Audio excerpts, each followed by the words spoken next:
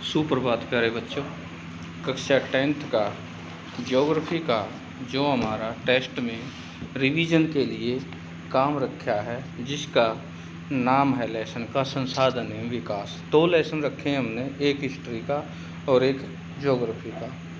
History का जो lesson है, जिसका शीर्षक था हमारा, जो हमने पीछे क्लास वर्क में किया था, यानी भारत में राष्ट्रवाद, उसका भी रिवीजन करेंगे अच्छे ढंग से। आज हम इसके जो क्वेश्चन आने हैं पेपर में वो किस किस्म के होंगे उनके बारे में चर्चा करेंगे।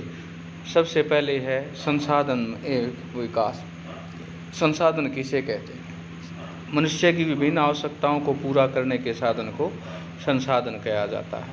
प्राकृतिक संसाधन भूमि, मृदा, वनस्पति, वन्य जीव, खनिज तथा ऊर्जा संसाधन। मानवकृत संसाधन क्या क्या हैं? ढांचे और संसाधन ये पर्यावरण पर उपस्थित सामग्री को संसाधनों में परिणत करने, उनका उपयोग करने वाले संसाधन हैं। वन रोपण, इसका तात्पर्य क्षेत्र में विकसित करने के लिए वृक्षहीन भूमि के वृक्षारोपण करने का कार्य है। ह्यूमस, मृदा में पाया जाने वाला जैविक तत्व होता है। जलोढ़ मैदान, भूमि का समतल मैदान जो नदियों द्वारा लाई गई बारीक मृदा से बना है। मरुस्थलीकरण, उपजाऊ भूमि का रेगिस्तान में परिणत हो जाना, मानव के क्रियाकलापों की किसी भूमि का रेगिस्तान में बदलना। भूमिगत जल, मृदा के नीचे बिछे हुए शैल, अस्तरण, छिद्रों परतों में एकत्रित होने वाला जल।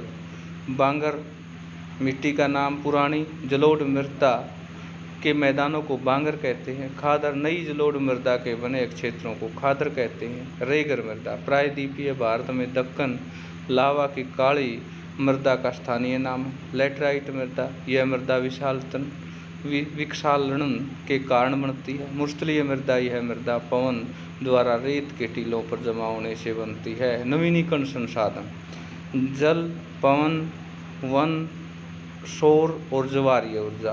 अनवीनीकरण संसाधन, खनिज और जीवाश्म ईंधन।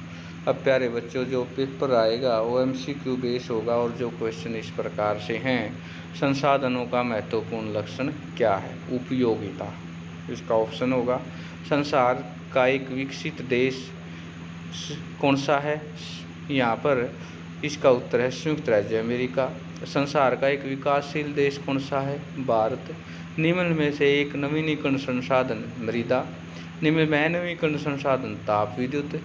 भारत की मैदानी भूमि लगभग 42%। चरागाह, प्राकृतिक घास से ढकी भूमि। मृदा निर्माण में सबसे अधिक योगदान होता है शैल का। अवानिता अपारदन को मृदा के वनों किसके लिए? कृषि के लिए। अनुसरण, निम्न में कौन सा कारक भूमि भौतिक नहीं है? जनसंख्या। शैल और धातुएं किस प्रकार की हैं? अजैविक।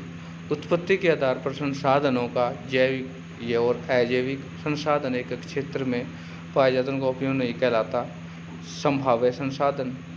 समोच्च जुताई का अर्थ क्या है? समोच्च रेखाओं के साथ साथ जुताई। संसाधनों के महत्वपूर्ण लक्षण क्या हैं? उपयोगिता।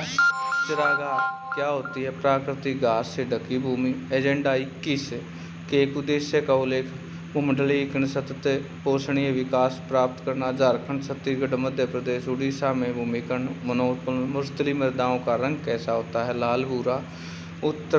उत्पत्ति के आधार पर संसाधनों का वर्गीकरण जैविक और अजैविक। समोच्च जुताई का अर्थ सर्वोच्च रेखाओं के साथ साथ जुताई। 2002-03 में हमारे देश में शुद्ध बोया गया क्षेत्र कितना था? 43.4। मनुष्य किस प्रकार की प्रकृति से संबंधित है? प्रौद्योगिकी से संबंधित। नवीनीकरण अनवीनीकरण संसाधन किस आधार पर वर्गीकृत किया जा सकता है? समाप्ति के आधार पर। किन 2 राज्यों में लैटराइट मृदा पाई जाती है? तमिलनाडु, केरल में। नवीनीकरण संसाधनों के 3 उदाहरण, जल, सौर, पवन ऊर्जा। कौन सी विधि मृदा संरक्षण के लिए पश्चिम भारत में पाई जाती है? आश्रय पेटी। किस राज्य में मरुस्थलीय किस्म की जलवायु पाई जाती है? पश्चिमी राजस्थान। पश्चिमी तटीय क्षेत्रों में किस प्रकार की चरागाही और झाड़ियों वाली और भारत में किस प्रकार की जलवायु पाई जाती है? मानसूनी।